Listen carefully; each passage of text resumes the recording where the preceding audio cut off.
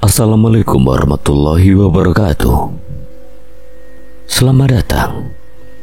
Kali ini Kang Selamat akan membawakan kisah yang berjudul Misteri Guci Keramat. Cerita ini ditulis oleh Riana. Sebelum kita masuk ke ceritanya, buat kalian yang belum subscribe channel ini, tekan tombol subscribe-nya terlebih dahulu dan tekan tombol notifikasinya agar kalian tidak ketinggalan romansa lainnya dari Kang Selamat. Gak usah berlama-lama lagi, langsung saja kita masuk ke ceritanya. Misteri Guci Keramat. Ibu harus kuat ya. Saya juga tidak menyangka dengan kejadian ini semuanya berawal dari ulah penghuni Guci yang pernah mengganggu saya dan Tuan Billy. Katakan saja Wati, jangan ragu, apalagi jika ini menyangkut keselamatan anak saya. Tuan Billy ada di rumah saya, Bu, tapi sangat disayangkan. Tuan Billy sudah meninggal. Akhirnya keluar juga ucapannya sesungguhnya tidak ingin Wati ungkapkan. Apa? Billy meninggal? Apa yang terjadi dengannya, Wati? Kenapa dia bisa meninggal? Kamu pasti bohong sama saya. Serasa mimpi, Nyonya Mary mendengar berita kematian putranya. Dadanya terasa sesak. Ia menoleh ke suaminya yang masih terlelap. Saya tidak bohong, Bu. Ini saya kirimkan fotonya Tuan Billy. Wati mengirimkan gambar Billy yang tengah terbujur kaku ditutupi kain sebatas dada. Wajahnya tampak pias. Bergetar tubuh Nyonya Mary melihat anaknya. Ia tidak menyangka jika deretan peristiwa aneh yang sejak kemarin dialami merupakan sebuah petunjuk bahwa putranya telah kembali kepada Tuhan. Billy, jangan tinggalin Mami, nak. Kamu anak kesayangan Mami. Mami gak sanggup hidup tanpa kamu. Ini semua gara-gara Mami yang salah. Kenapa kamu yang harus menanggung akibatnya? Isak tangis Nyonya Mary membangunkan Tuan Robert. Ia merasa heran melihat istrinya berderai air mata sambil menatap ponsel. Ada apa, Mi? Kenapa Mami nangis? Anak kita, Billy. Tuan Robert belum memahami apa yang sedang terjadi. Ia segera bangun seraya beringsut mendekati istrinya. Tatapannya ia alihkan ke layar ponsel yang sedang digenggam Nyonya Mary. Tuan Robert mengerjapkan mata berkali-kali saat dilihatnya Billy. Kenapa dengan Billy? Ada di mana dia? Ada di rumah Wati, dia. Mendadak handphone terjatuh dari tangan Nyonya Mary. Seketika Nyonya Mary terkulai lemah. Dengan sigap Tuan Robert menyangga tubuh istrinya. Ia masih tidak mengerti dengan apa yang terjadi pada putranya. Hatinya bertanya-tanya, mungkinkah telah terjadi sesuatu yang membahayakan keselamatan Billy? Setelah membaringkan tubuh Nyonya Mary, Tuan Robert memeriksa chat antara sang istri dengan Wati yang belum lama terjadi. Hingga pada satu kesimpulan bahwa Billy telah tiada akibat ulah roh wanita penghuni Guci yang beberapa waktu lalu sempat membuat keluarganya kalang kabut. Ada misteri apakah yang sebenarnya tersimpan dalam Guci tersebut? Di sebuah tempat, seorang gadis berparas cantik berdarah etnis Tionghoa tengah menunggu kedatangan sang kekasih yang cukup lama tak kunjung menampakkan batang hidungnya. Gurat kegelisahan nampak jelas di wajah gadis tersebut. Hampir 2 jam lamanya ia menunggu, namun sosok yang diharapkannya tak juga muncul. Berjalan ke sana kemari berharap kedatangan Acan, pemuda Cina keturunan keluarga konglomerat yang baru 6 bulan membina hubungan dengannya. Itu pun tanpa sepengetahuan keluarga Acan yang sangat menentang jika pemuda tersebut berdekatan dengan seorang wanita yang berasal dari kalangan orang biasa. Dialah Xiaoce, gadis cantik bermata sipit dengan rambut panjang terurai. Awal mula pertemuan keduanya terjadi di sebuah pusat perbelanjaan. Saat itu secara tak sengaja Xiaoce bersinggungan dengan Acan yang hendak berbalik setelah membeli sesuatu. Padahal tangan Xiaoce sedang memegang es krim yang seketika tumpah mengenai pakaian Acan. Bukannya marah, lelaki tampan itu justru terpesona dengan kecantikan Xiaoce yang berwajah imut dan menawan. Sebaliknya pun dengan Xiaoce. Dia bereaksi keras saat es krim di tangannya hampir saja terlepas. Ekspresi wajahnya menunjukkan kemarahan. Kenapa Anda tidak hati-hati? Lihat, es krim punya saya hampir saja jatuh. Kalau sampai tumpah, Anda harus menggantinya 2 kali lipat. Bukannya merasa bersalah, Acan malah suka melihat Xiaoche marah-marah. Di matanya gadis bermata sipit itu terlihat lucu. Ia terdiam sembari terus memperhatikan wajah Xiaoche yang masih menunjuk-nunjuk ke arah mukanya. Hei, dengar tidak saya bicara? Anda tidak tuli kan? Maaf Nona, saya hanya tidak tahu kalau Nona ada di belakang saya. Kenapa kamu harus marah-marah? Harusnya saya yang marah karena es krim punya Nona telah mengotori baju saya. Ayo cepat bersihkan. Canda Acan sambil menunjuk lelehan es krim di bagian depan bajunya. Enak aja, Anda yang salah, kenapa saya harus membersihkannya? Selanjutnya gadis berambut sepinggang itu pun berlalu tanpa permintaan maaf. Xiaoche merasa Acan lah yang bersalah, bukan dirinya. Singkat cerita, hubungan keduanya berlanjut hingga ke tahap saling menaruh rasa suka dan saling merindukan. Acan yang menyadari perbedaan kasta di antara mereka sudah bisa menerka jika kedua orang tuanya tidak akan pernah memberikan izin apalagi restu terhadap hubungan kasih antara dirinya dengan Xiaoche. Itu sebabnya mereka menjalin hubungan secara diam-diam alias backstreet hingga satu hari ayah ibunya Acan mendapatkan laporan dari seseorang jika Acan sering bertemu dan pergi berdua dengan seorang gadis.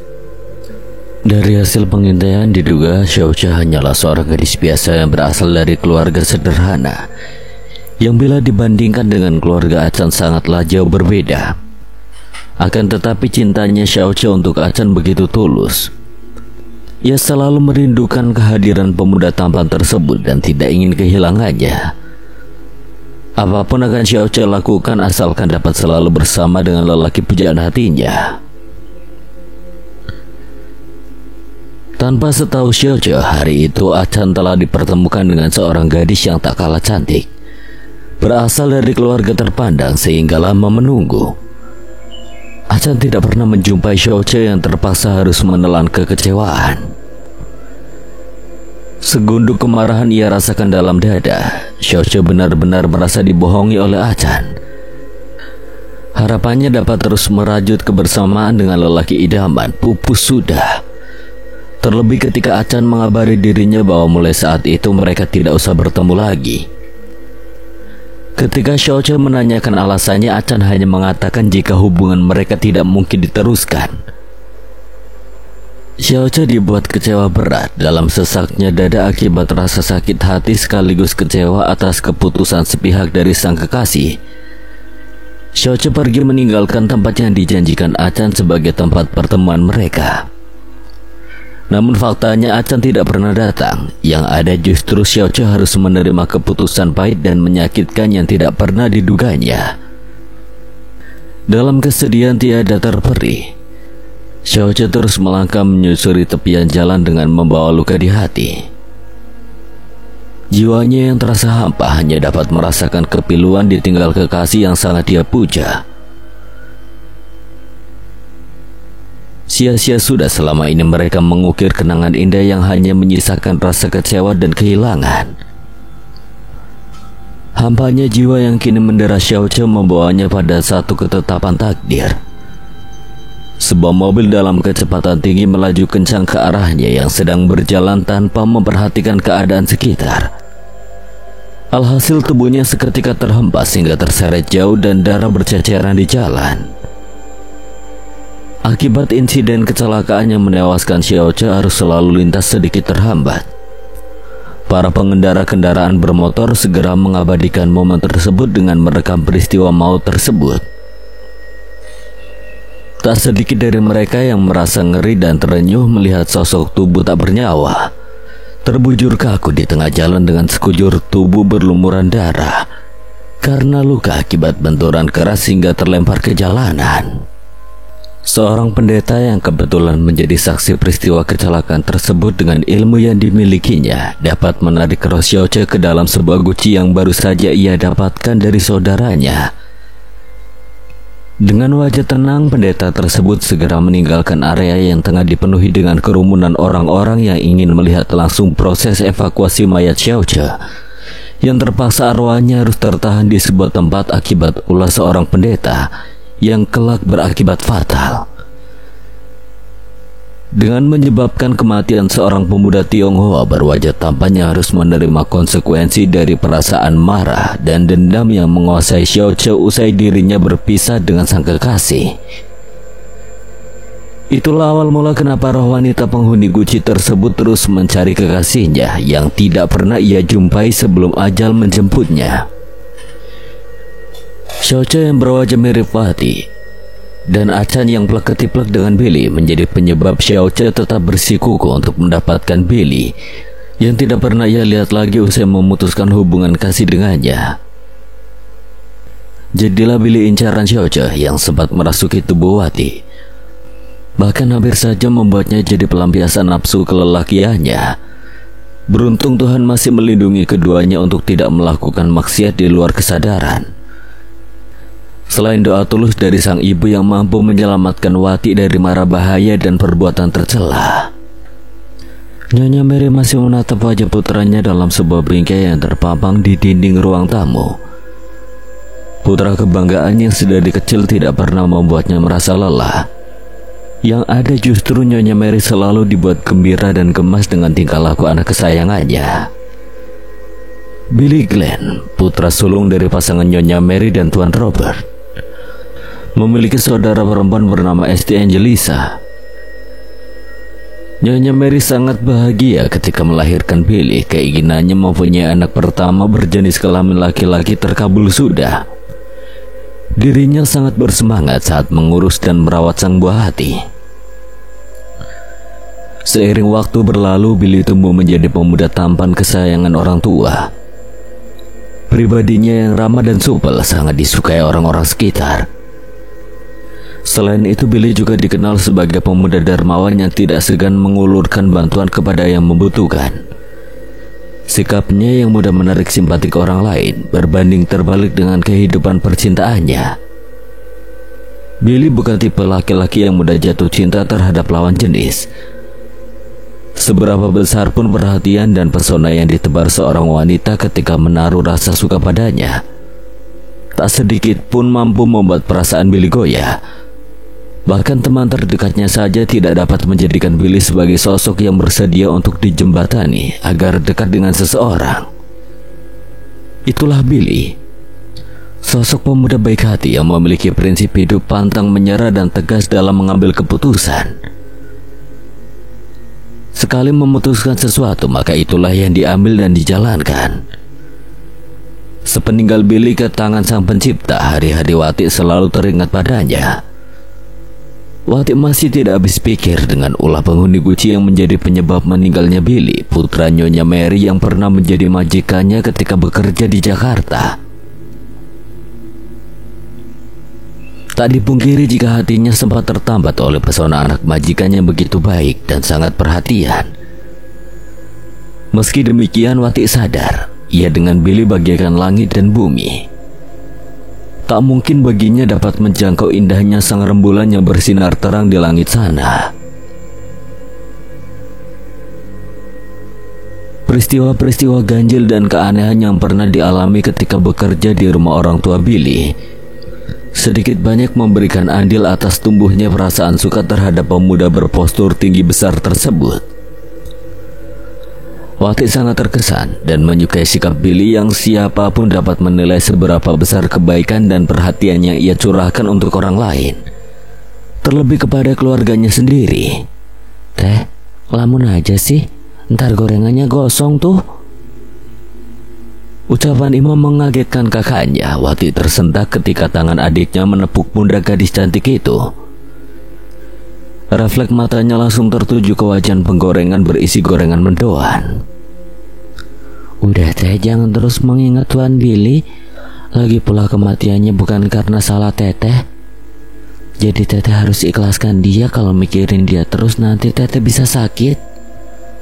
Kamu gak pernah ngerti apa yang teteh rasakan, karena kamu tidak pernah merasakan ada di posisi teteh.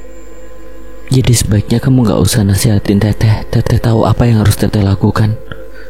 Teteh bisa menentukan jalan hidup teteh sendiri. Bukan begitu Teh, Ima hanya gak mau Teteh kenapa-napa. Udah cukup peristiwa kemarin menjadi pelajaran berharga buat kita. Tuan Billy yang merupakan putra majikan Teteh di Jakarta harus mati di tangan roh wanita yang terperangkap dalam sebuah guci. Aneh memang, kayak cerita di film-film aja, tapi ini nyata dan Teh Wati mengalaminya sendiri. Imam melirik ke Wati yang masih sibuk membuat gorengan mendoan untuk didagangkan di warungnya. Tangannya sangat sekatan memindahkan adonan ke wajan membentuk gorengan tempe dan ada gorengan tahu juga. Ima, ambilkan gorengan yang udah matang. Iya Bu. Sebelum kembali ke dapur, Ima melihat kemunculan Lilis dan Johan. Buru-buru Ima kembali untuk memberitahu Wati. Teh, ada Bang Kumis tapi datangnya bareng sama Teh Lilis. Teteh jangan ke warung ya, nanti Bang Kumis kesenangan lihat Teteh. Siapa juga yang mau cari perkara? Mendingan bikin gorengan daripada ketemu sama Bang Kumis. Sampai di depan warung, Lilis selingkuhan mencari Wati karena dari selentingan kabar yang ia dengar, Wati sudah pulang dari Jakarta. Johan suaminya pun sudah tahu akan hal itu. Si Wati udah pulang, Bi? Sudah. Kenapa gitu Wati bisa pulang? Apa dia nggak betah di sana? Bibi yang nyuruh dia pulang. Watinya si betah, majikannya juga sangat baik. Tapi Bibi memintanya untuk pulang biar dia bantuin Bibi aja di sini.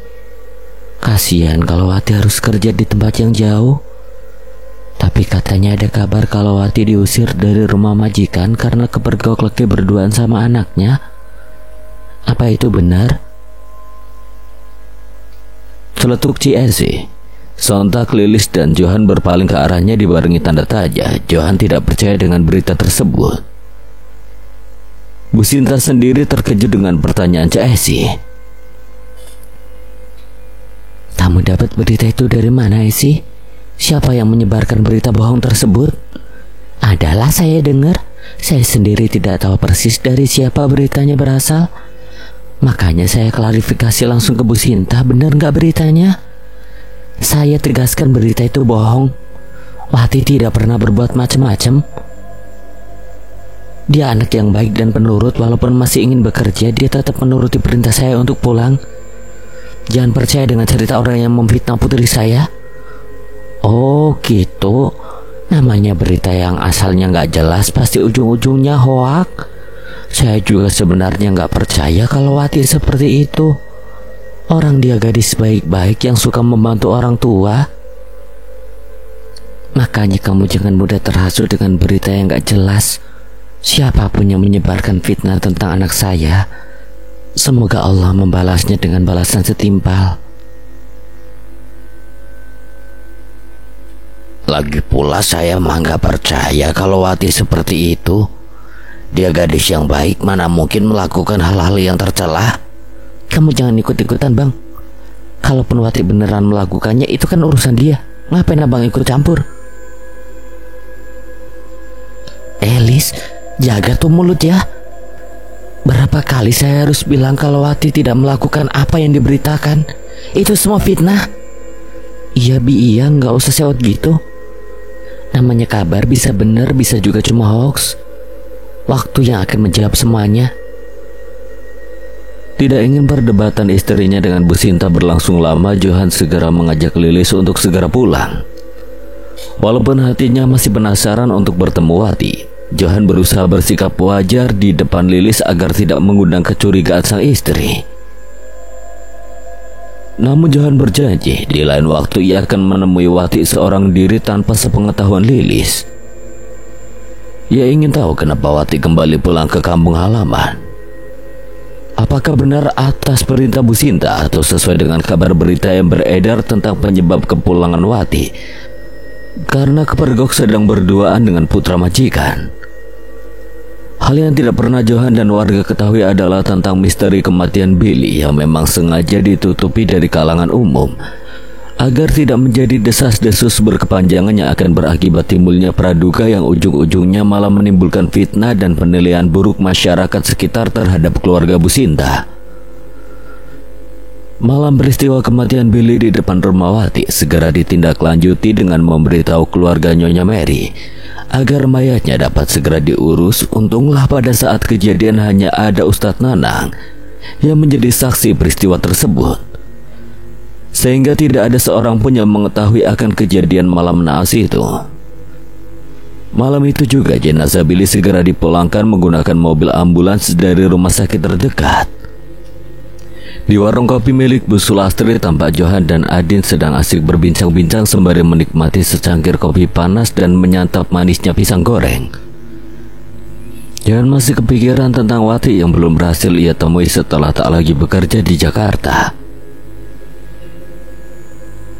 "Lu masih mikirin si Wati?"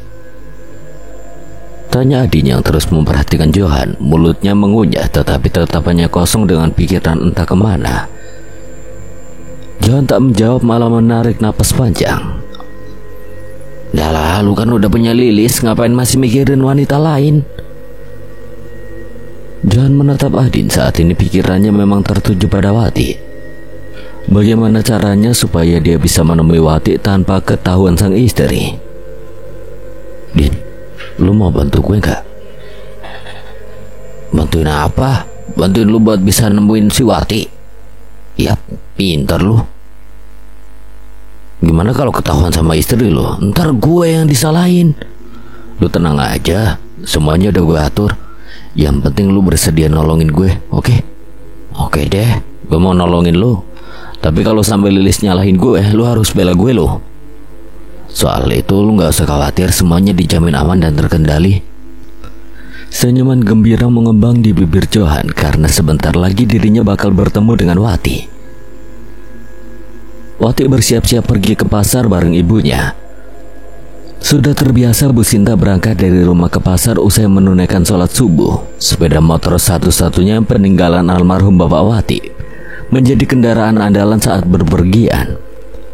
Wati membonceng sang ibu di pagi buta saat kebanyakan kaum wanita yang bergelar ibu rumah tangga mulai melakukan aktivitas keseharian yang telah menjadi rutinitas sehari-hari. Saat pagi datang menjelang, Wati dan Bu Sinta sudah tiba kembali di rumah. Mereka segera membereskan belanjaan dan mempersiapkan segala keperluan untuk jualan. Seperti biasa, Wati bersiap-siap dengan membuat adonan gorengan. Kedua adiknya pun telah siap berangkat ke sekolah. Usai keduanya menikmati sarapan, Ima dan Anang pun pamit untuk menuntut ilmu. Waktunya pulang sekolah. Anang tak kunjung datang, padahal dua temannya yang rumahnya berdekatan pun pulang dari tadi. Bu Sinta merasa khawatir putra bungsunya belum pulang dari sekolah. Ia meminta Wati untuk mengecek ke sekolahnya. Wati pun segera menuruti perintah sang ibu. Ia melajukan motornya menuju sekolahan yang jaraknya tidak terlalu jauh. Diperhatikannya halaman sekolah yang tampak lenggang. Wati pun selingukan mencari Anang. "Kemana sih tuh anak? Bikin orang tua khawatir aja, jangan-jangan terjadi sesuatu sama dia lagi." Di tengah kebingungan kemana harus mencari sang adik, tiba-tiba Wati dikejutkan dengan tepukan lembut di bahu sebelah kanan.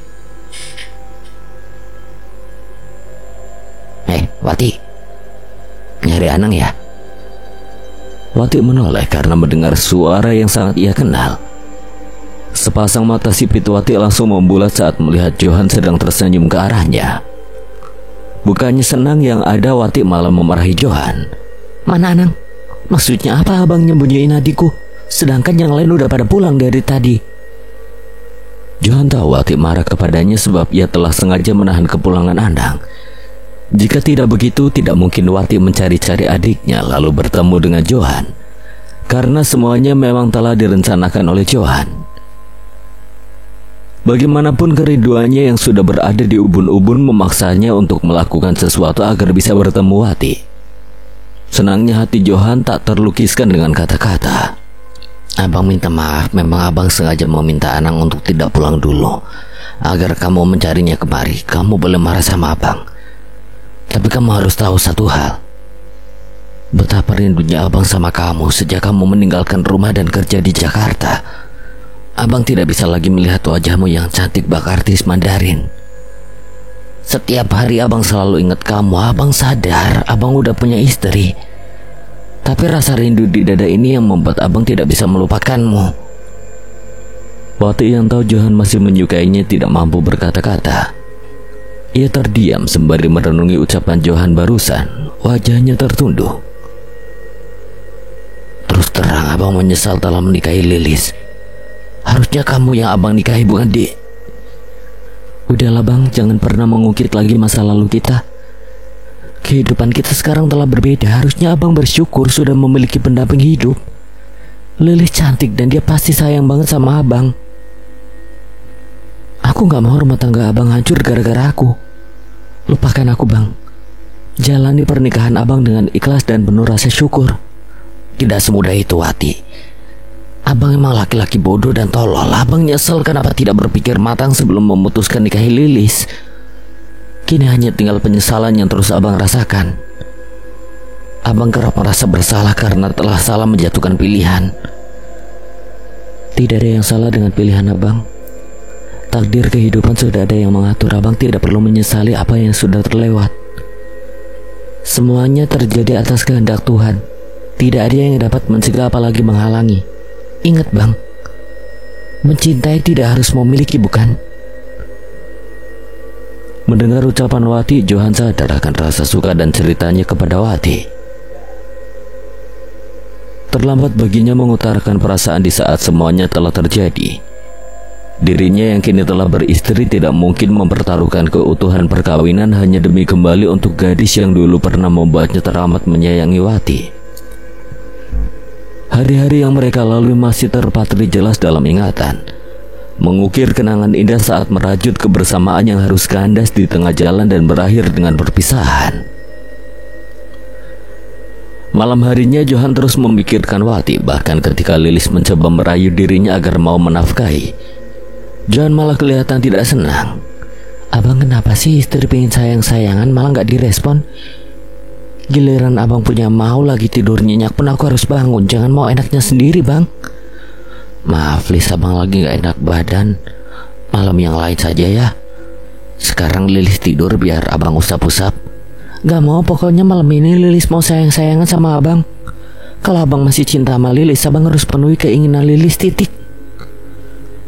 John hanya menarik nafas panjang dan menghembuskannya kasar. Bagaimana bisa dirinya menikmati percintaan sementara yang ada di hatinya kini adalah Wati seorang.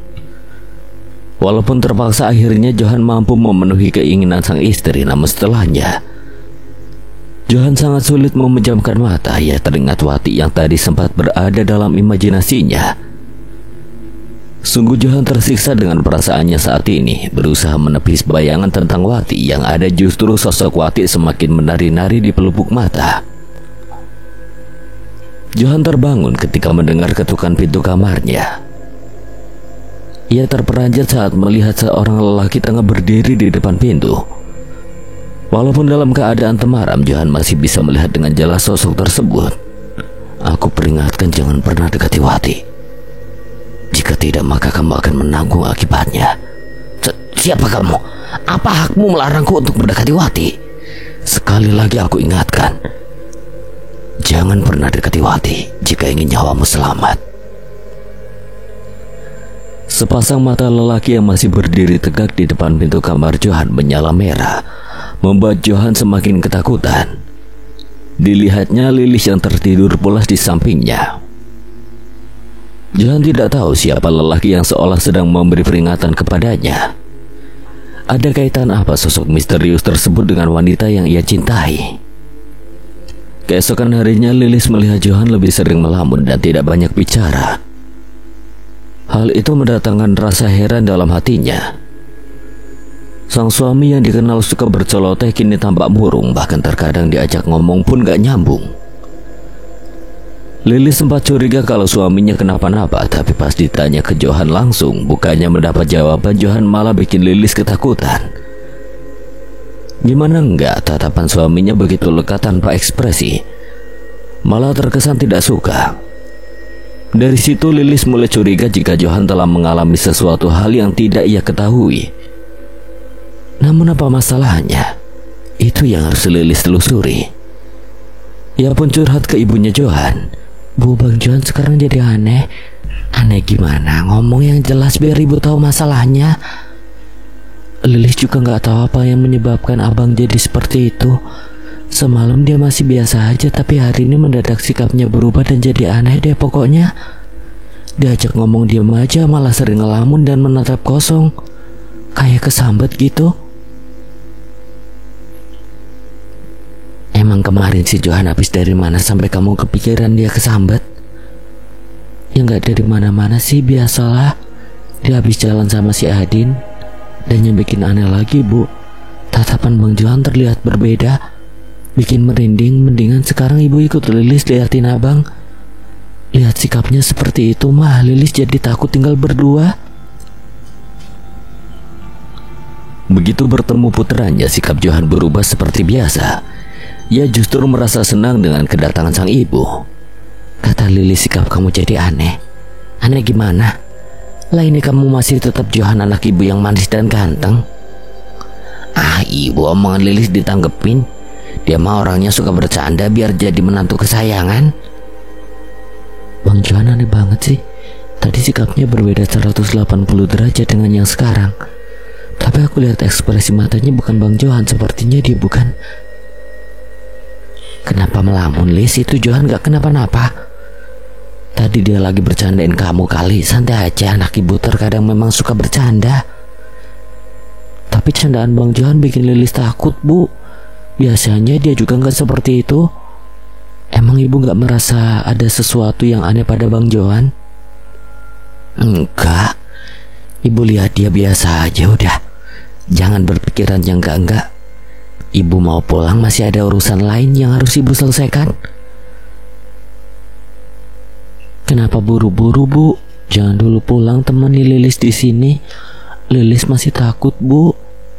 Lilis, kamu ini kayak anak kecil aja. Johan itu gak kenapa-napa, dia mah tadi cuma bercanda.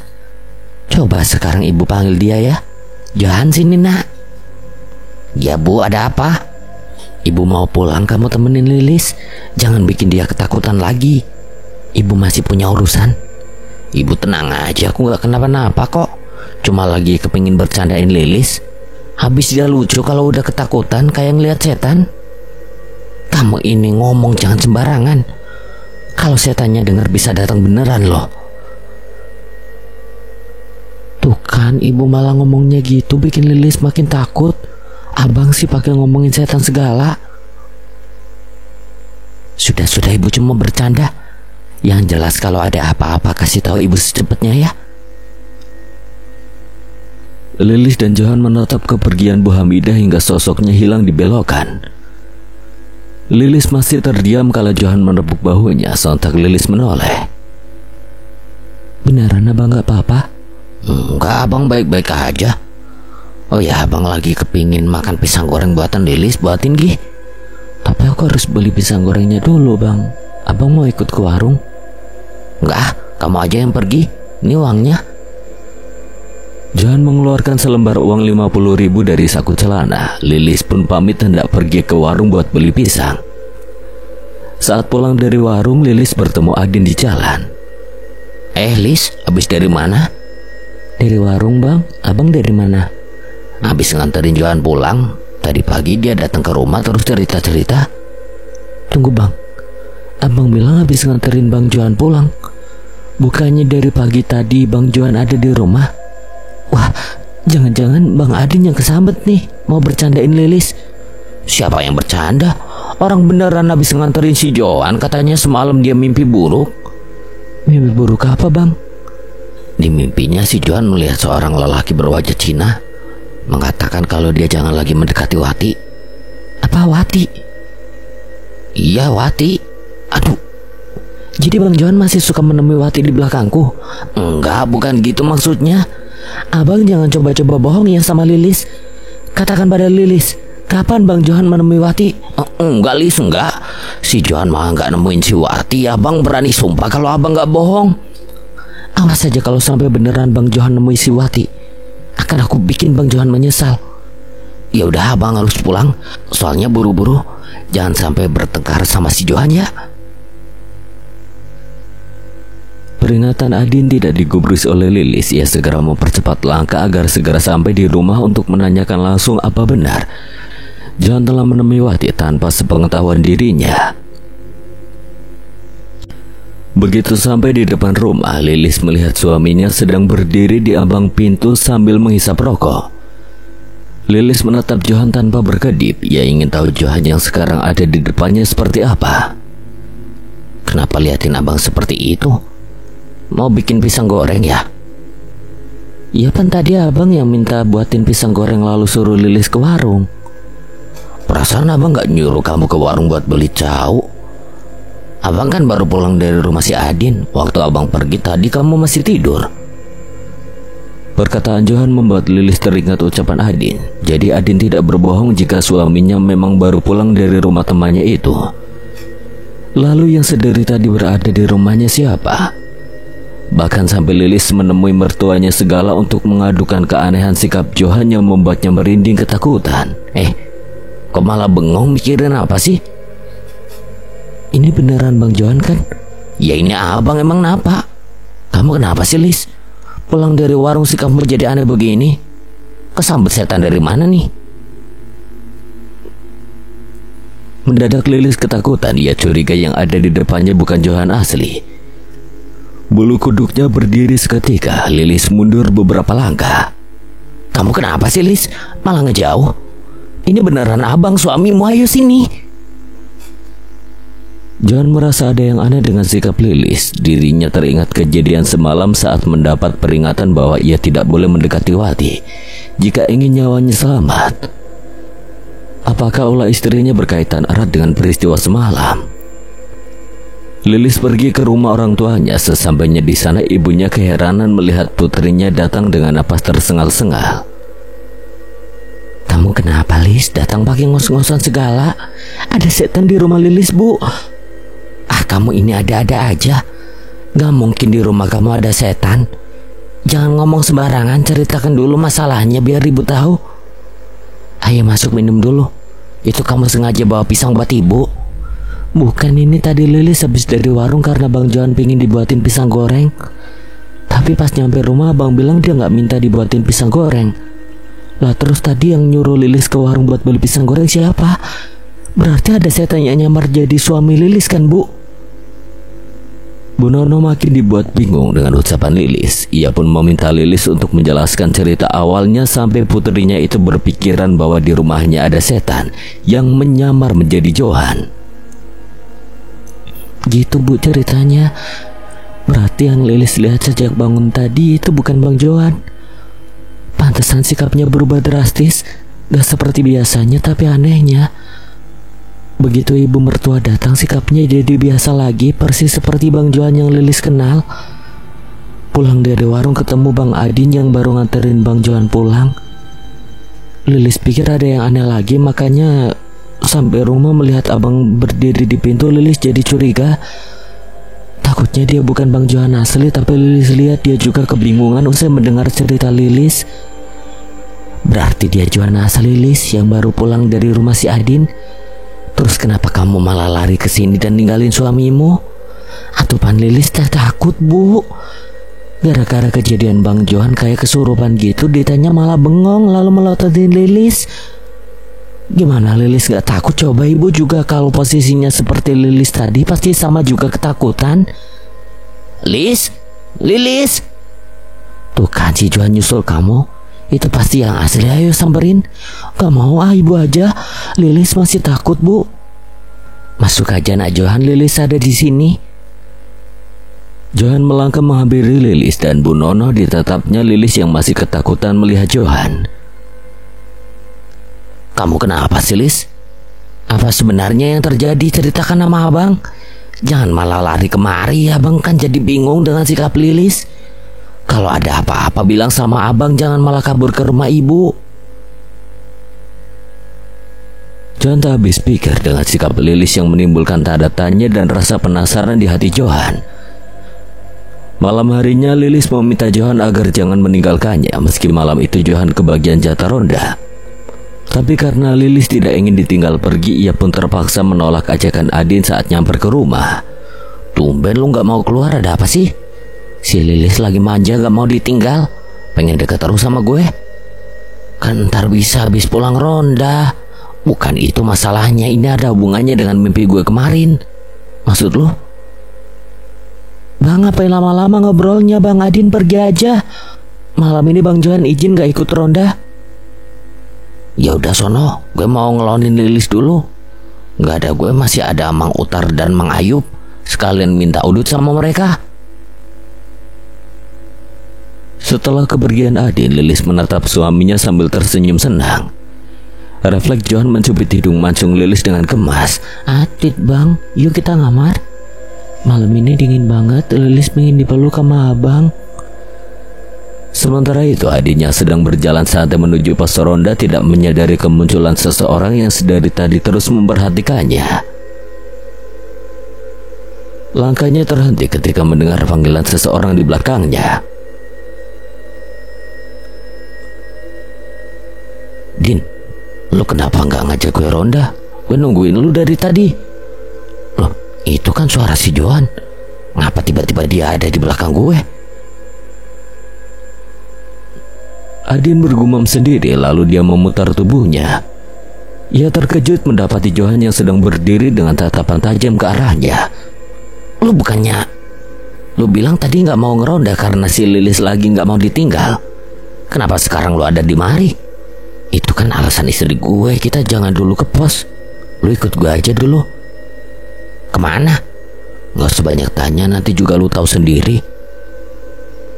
Johan pun berbalik dan berjalan pelan menjauhi Adin, meski dalam hati bertanya-tanya. Adin tetap mengikuti permintaan Johan untuk ngikut dengannya. Adin pun lantas melangkah cepat menyusul Johan yang telah lebih dulu berjalan. Sepanjang perjalanan, Adin terus menanyai Johan kemana tujuan mereka, tetapi yang ditanya hanya diam saja. Adin pun akhirnya diam. Namun karena Johan tidak kunjung berhenti, Adin mulai merasakan keanehan. Apalagi saat mereka melewati area perkebunan sepi yang lumayan luas dan cukup jauh dari rumah warga. Sebenarnya kita mau kemana sih? Ini kan jalan udah cukup jauh loh. Bisa-bisanya gue nyampe pos ronda udah kemalaman. Mana dari tadi gue pingin udut lagi. Lu bawa rokok nggak? Adin menoleh ke Johan dan melihat temannya itu menatap lurus ke depan dengan tatapan aneh. Ditanya Adin, Johan tidak langsung menjawab. Untuk beberapa saat Johan terdiam tanpa ekspresi. Han, lu kenapa sih jadi aneh begini? Kalau ada apa-apa cerita sama gue. Biasanya juga lu suka curhat sama gue. Saat Adin meleng sebentar ketika melihat ke arah kebun sepi, begitu berpaling ke Johan, Adin langsung terlonjak kaget melihat sosok yang kini berdiri di hadapannya bukan Johan yang sedari tadi bersamanya, melainkan sesosok pemuda Cina berkulit putih tetapi berwajah pucat. Sontak Adin mundur beberapa langkah dibarengi perasaan takut. Tak menyangka dengan kemunculan sosok yang tidak ia kenal. Siapa lu? Mana Johan teman gue? Kenapa tiba-tiba lu ada di depan gue? Bilang sama si Johan, jangan pernah dekati Wati, dia milikku. Tidak ada yang bisa mengambil Wati dari tanganku. Camkan itu. Siapa lu sebenarnya? Ada hubungan apa lu sama Wati? Kau tidak usah banyak tanya. Yang jelas ingat pesanku buat si Johan. Jika dia menantang, dia akan merasakan akibatnya. Mendadak sosok pemuda Cina tersebut raib dari hadapan Adin yang seketika membuat Adin lari terbirit-birit karena ketakutan.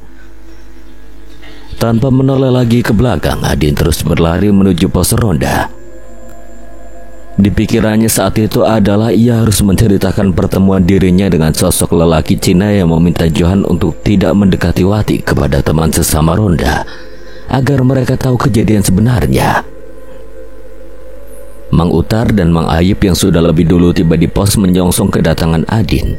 Dengan hati dipenuhi tanda tanya. Begitu sampai di depan keduanya, Adin dapat bernapas lega dengan helaan napas yang masih memburu. Kamu kenapa lari-lari kayak dikejar setan, Din? Iya, apa kamu habis ketemu anjing herder terus ngejar-ngejar gitu? Sambil bertumpu pada kedua lututnya, Adin masih ngos-ngosan. Ia belum bisa menjawab pertanyaan Mang Utar dan Mang Ayub. Setelah napasnya mulai teratur, Adin memilih duduk di pos sebelum menceritakan pengalamannya.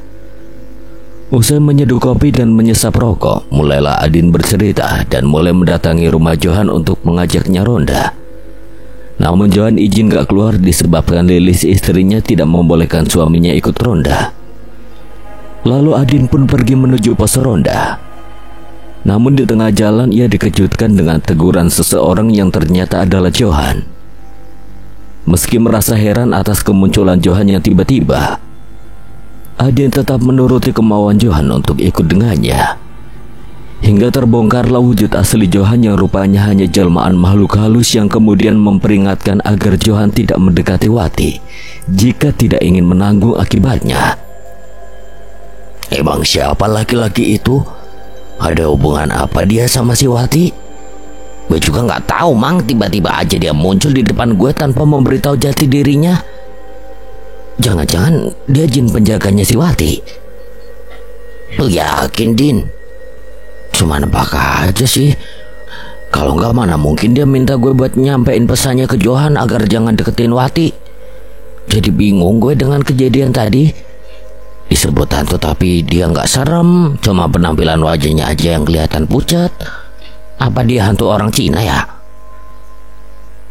Bisa jadi, Din. Apa sebaiknya kita tanyakan ke Wati soal lelaki Cina yang lu lihat tadi? Boleh juga, tapi gimana ngomongnya? Tenang aja, gue bakal temenin lu buat nanyain soal sosok yang lu lihat tadi.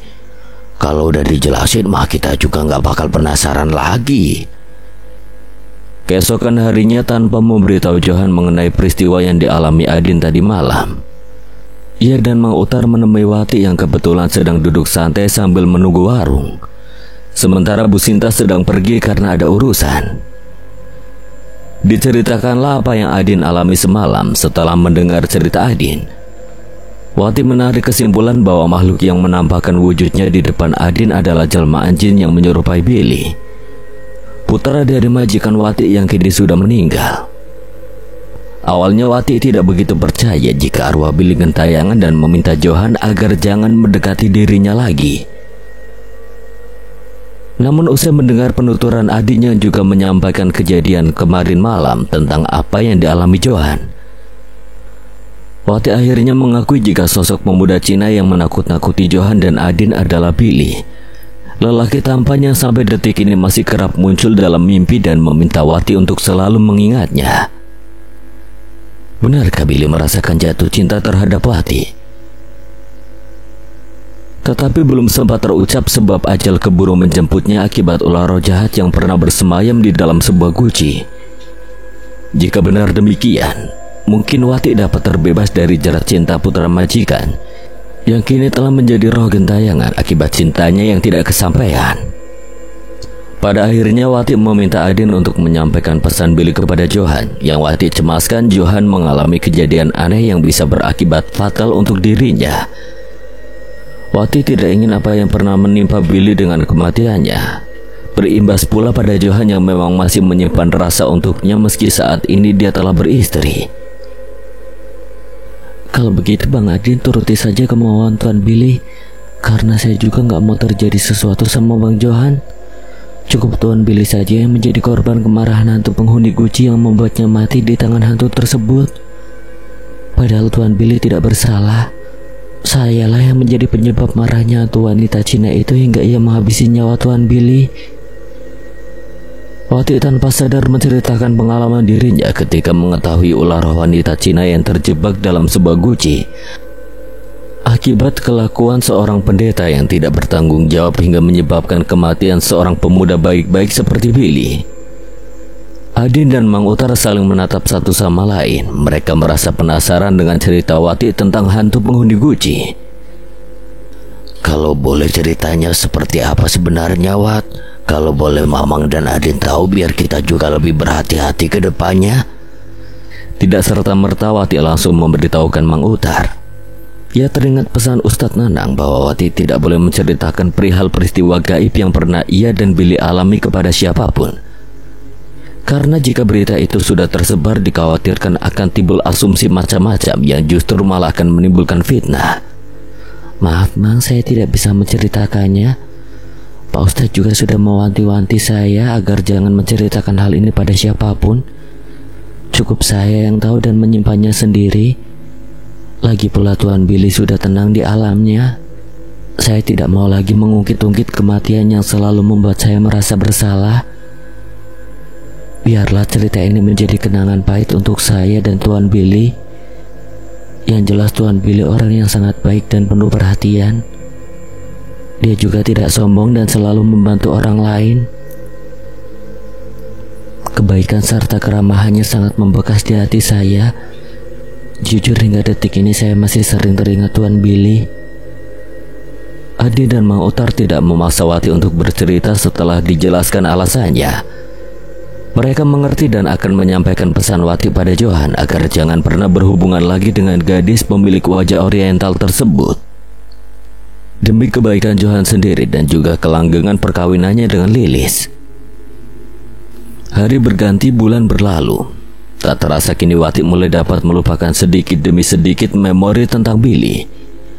Hari-hari pun ia lalui dengan penuh semangat. Kebersamaan dan kedekatan dengan kedua adiknya sedikit banyak membantu melewati hari demi hari dengan rasa optimis.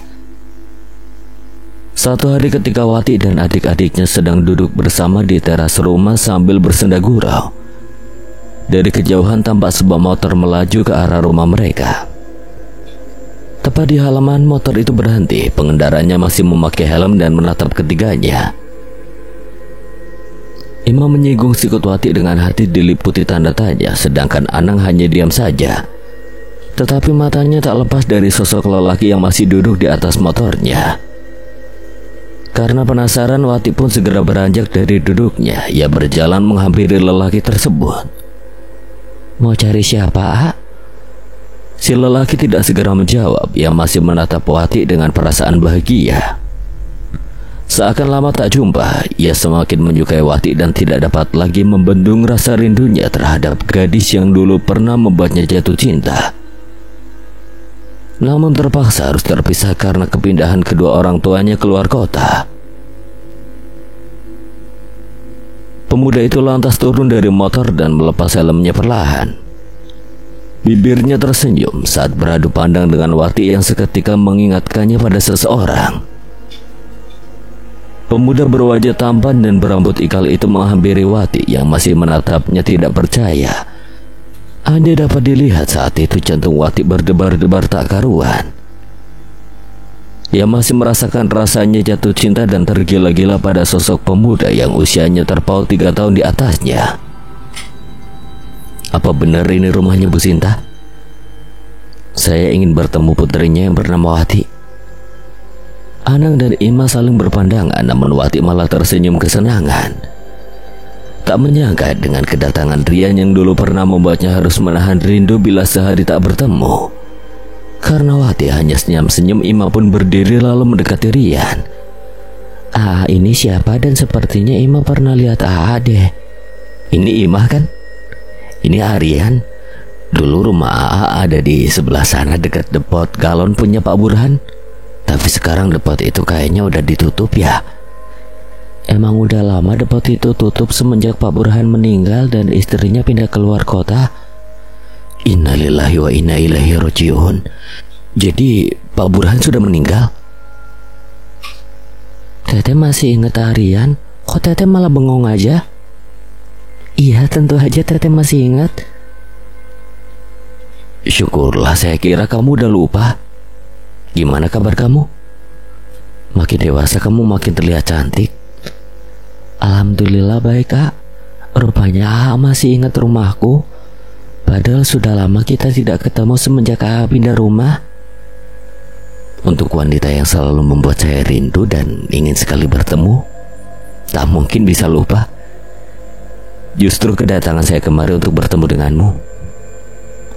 Semenjak pertemuan hari itu, cinta lama yang pernah bersemi di hati keduanya kembali terajut di saat ini.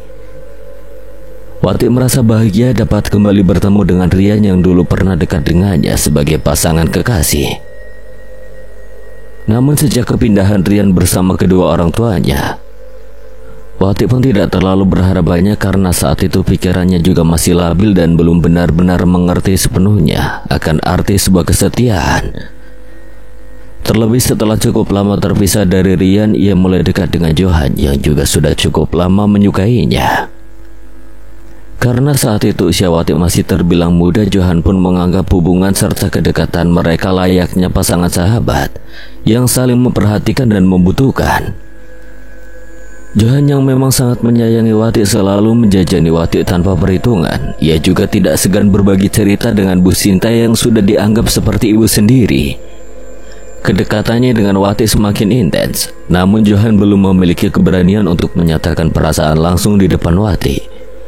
Karena saat itu ia berpikiran toh dirinya juga bakal terus bersama-sama dengan Wati. Hingga suatu hari ibunya meminta Johan untuk menikahi Lilis karena ingin segera punya mantu. Bu Hamidah menganggap Johan hanya bersahabat dengan Wati, sehingga tanpa ragu ia berniat menjodohkan putranya dengan Lilis yang merupakan putri dari teman dekatnya, Bu Nono. Terlambat menyatakan cinta, akhirnya Johan mengalah dan pasrah saat dirinya didesak untuk segera menikahi Lilis. Lain yang dirasakan Johan, lain pula yang dirasakan Wati. Meski sempat timbul perasaan suka terhadap Johan karena Johan tidak kunjung jujur dengan perasaannya, Wati pun akhirnya dapat menerima kenyataan jika saat itu Johan telah mempunyai istri. Kebetulan ia mendapatkan tawaran kerja di Jakarta untuk menjadi ART. Wati pun menyanggupi. Pergilah ia ke Jakarta dan berpisah dengan Johan yang sangat menyesal karena telah menikahi Lilis. Sementara dirinya masih sering teringat Wati yang tinggal jauh di ibu kota. Beberapa tahun ke belakang sebelum menjalin kedekatan dengan Johan, Wati telah menjalin hubungan spesial dengan seorang lelaki bernama Rian, yang saat itu baru lulus sekolah sementara Wati baru masuk SMA. Rian yang lebih dulu mencintai Wati tidak ingin menunda-nunda. Akhirnya ia pun berkata terus terang bahwa dirinya menyukai Wati. Wati yang juga memiliki perasaan yang sama menyambut cinta Rian dengan perasaan bahagia. Hari-hari mereka jalani layaknya pasangan kekasih yang sedang dimabuk cinta. Keduanya saling merindukan ketika berjauhan. Pertemuan menjadi jembatan untuk keduanya merasakan bahagia. Perpisahan tak dapat terelakkan. Karir yang melesat cepat membuat ayah Rian memutuskan untuk memboyong keluarganya pindah keluar kota.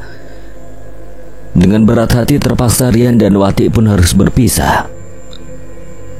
Seiring waktu berlalu, Wati mulai mampu mengikis kerinduannya terhadap Rian.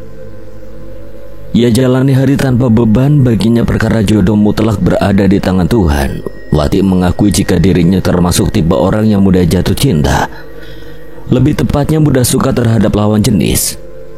Namun untuk urusan kesetiaan, Wati percaya bahwa hal itu akan ia rasakan jika dirinya telah menemukan jodoh yang tepat dan Tuhan mempersatukannya dalam ikatan yang suci. Bagaimana Wati dapat merasakan getaran suka dalam hatinya ketika pertama kali ia jatuh cinta kepada Rian. Kemudian ia pun mulai menyukai Johan yang saat itu masih menganggapnya teman biasa. Padahal dalam hati Johan ingin memacari Wati. Namun karena terlalu santai menyikapi hubungan mereka, Johan hanya dapat menelan kekecewaan ketika dirinya dipaksa sang ibu untuk segera menikahi wanita pilihan orang tuanya.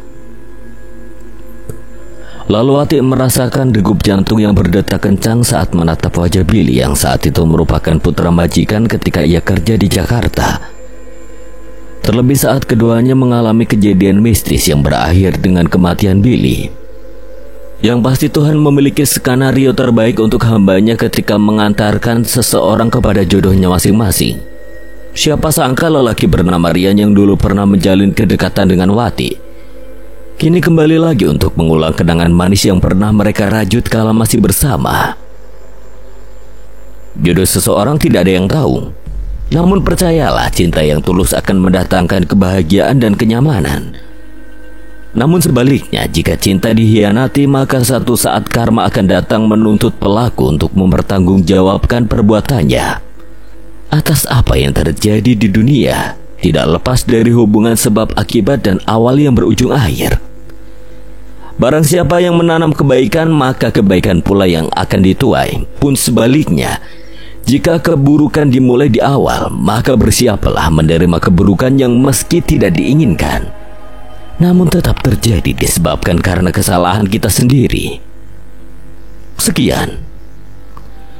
Dan terima kasih buat Riana yang telah mengizinkan saya membawakan ceritanya. Apabila ada kesalahan atau kekurangan, Kang Selamat memohon maaf sebesar-besarnya. Dan akhir kata, Kang Selamat pamit undur diri. Wassalamualaikum warahmatullahi wabarakatuh.